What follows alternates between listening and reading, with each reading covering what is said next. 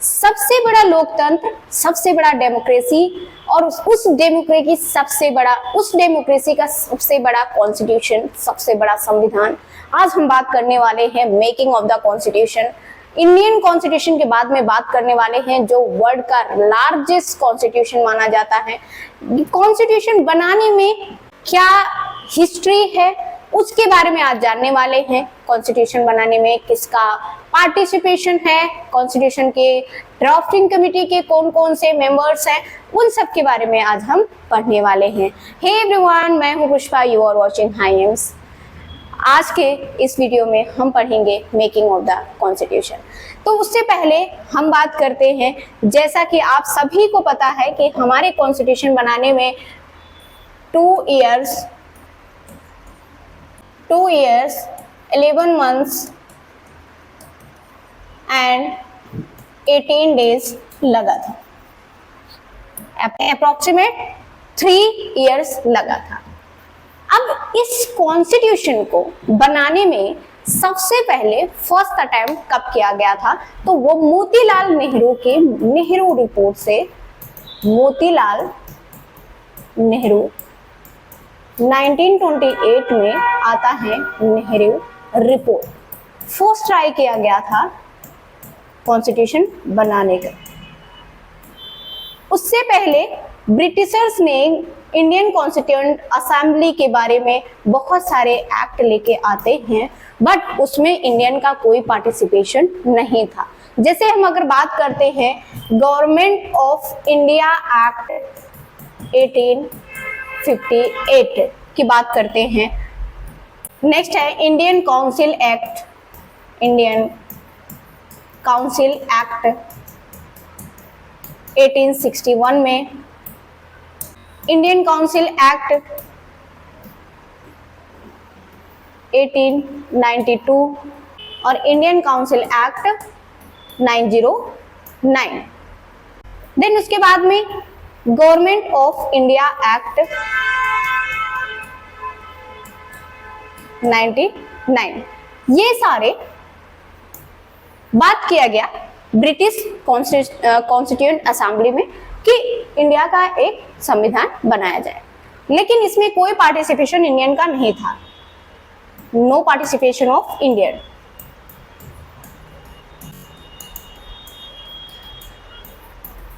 No participation of Indian. 1934 में M N. Roy ने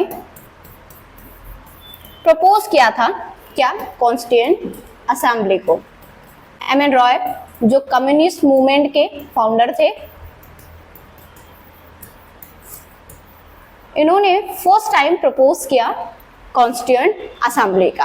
finally 1935 में आता है गवर्नमेंट ऑफ इंडिया एक्ट 1935, जिसका अभी हमारे कॉन्स्टिट्यूशन में बहुत ज़्यादा रोल है, बहुत बड़ा रोल है। फिर आता है गवर्नमेंट ऑफ इंडिया एक्ट 1935।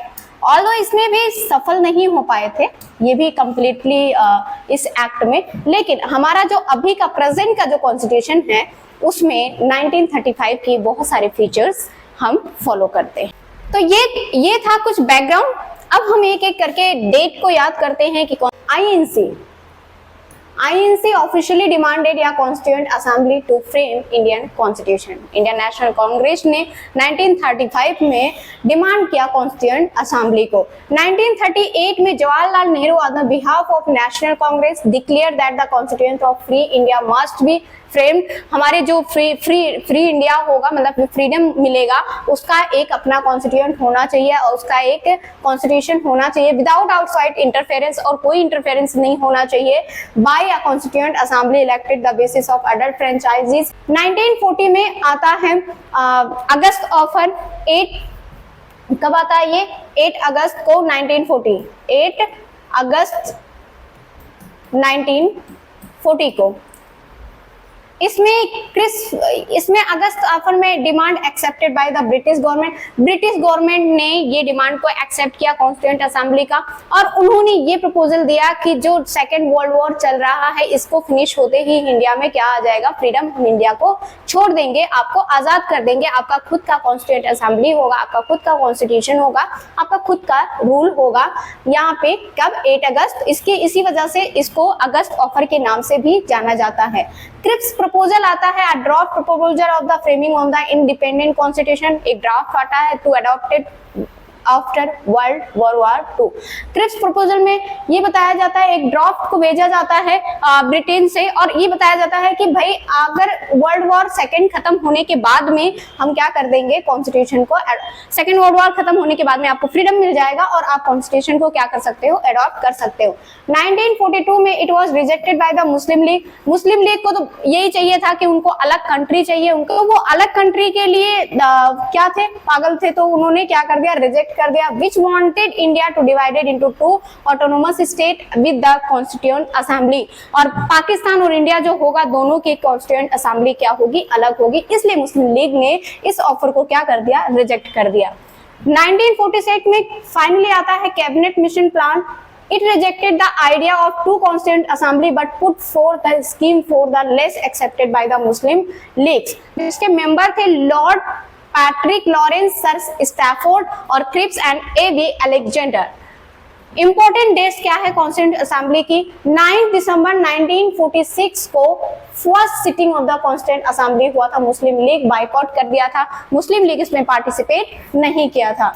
11 दिसंबर 1946 को, तो यहाँ पे याद रखना 9 दिसंबर 1946 को फर्स्ट टाइम कॉन्स्टिट्यूएंट असेंबली को क्या किया गया था, फर्स्ट सिटिंग हुआ था।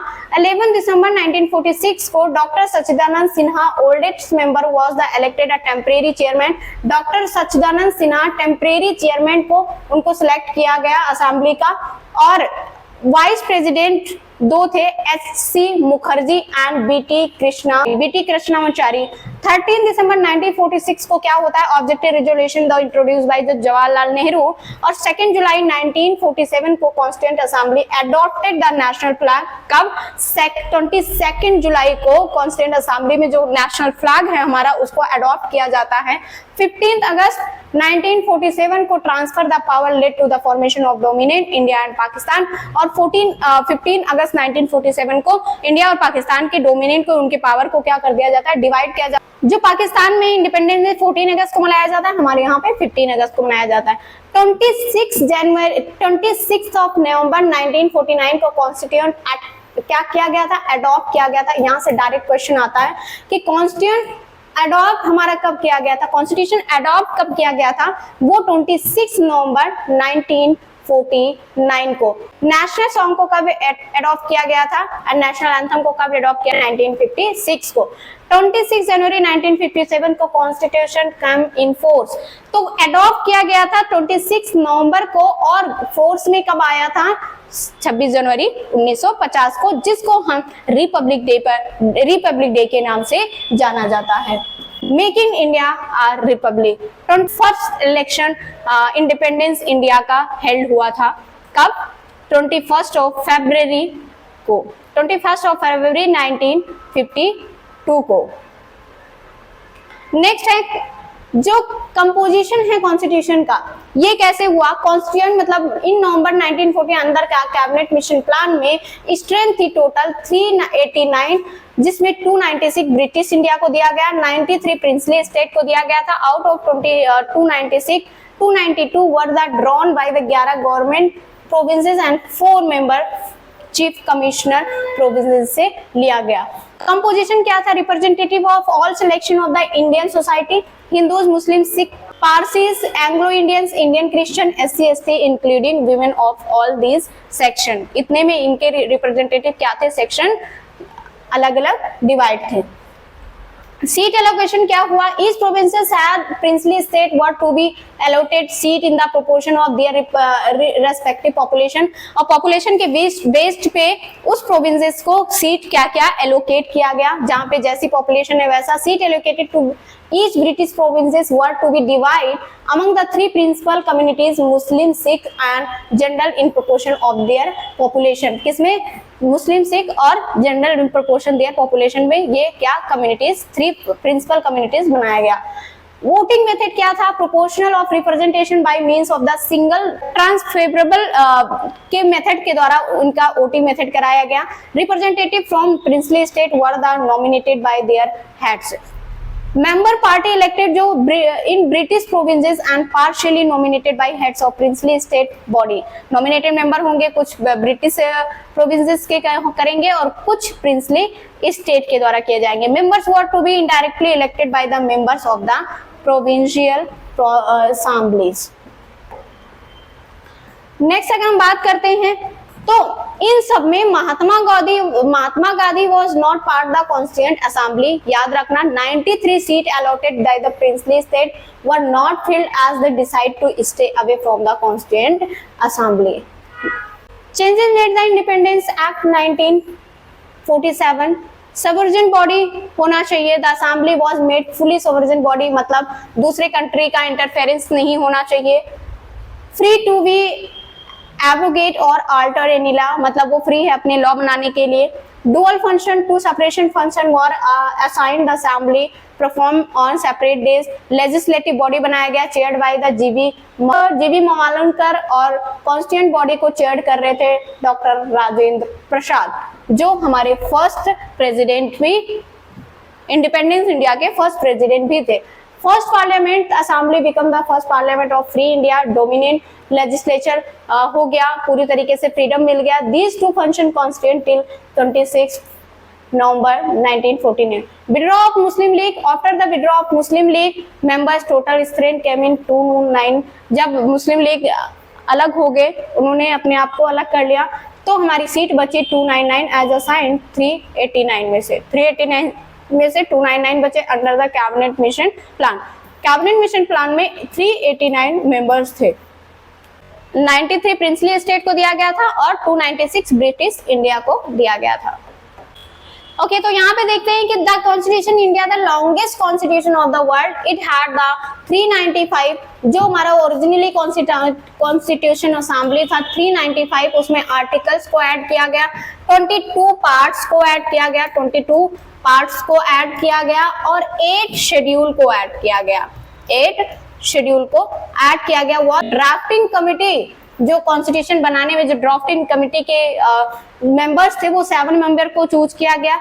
अल्लादी कृष्णा स्वामी अय्यर, एनजी गोपाल स्वामी, बीआर अंबेडकर जो चेयरमैन थे ड्राफ्टिंग कमेटी के एम मुंशी जी, मोहम्मद शादुल्ला, बीएल मित्तर और डीपी खेतान, ये हमारे 7 क्या थे, मेंबर्स थे। अच्छा, ये इसको याद करने का हमने ट्रिक भी बताया है, तो आप ट्रिक को देख सकते हैं और बहुत इजीली आपको ये 7 मेंबर्स कैसे ट्रिक के थ्रू याद करना है आपको समझ में आ जाएगा। तो this is all about making of the Indian constitution. इसमें इंपॉर्टेंट डेट को याद रखना है, तो एक डेट और याद रखना कि जो हमारा इंडियन कॉन्स्टिट्यूशन एडॉप्ट कब हुआ था और फोर्स में कब आया था, ये सारे डिफरेंस आपको पता होना चाहिए। यहाँ से क्वेश्चन कैसे बनता है, प्रिंसली स्टेट की कितनी सीट थी या कब एडॉप्ट किया गया था, नेशनल एंथम को कब एडॉप्ट किया गया था, वनडे एग्जाम में डायरेक्ट क्वेश्चन पूछता है। तो आई होप आपको मेकिंग ऑफ द कॉन्स्टिट्यूशन समझ में आया होगा। अगर आपके लिए वीडियो बेनिफिशियल है तो please do one thing, like, share and subscribe and do not forget to refer with your friend. मिलते हैं नेक्स्ट वीडियो में, तब तक के लिए अपना ख्याल रखिए, बाय बाय, टेक केयर।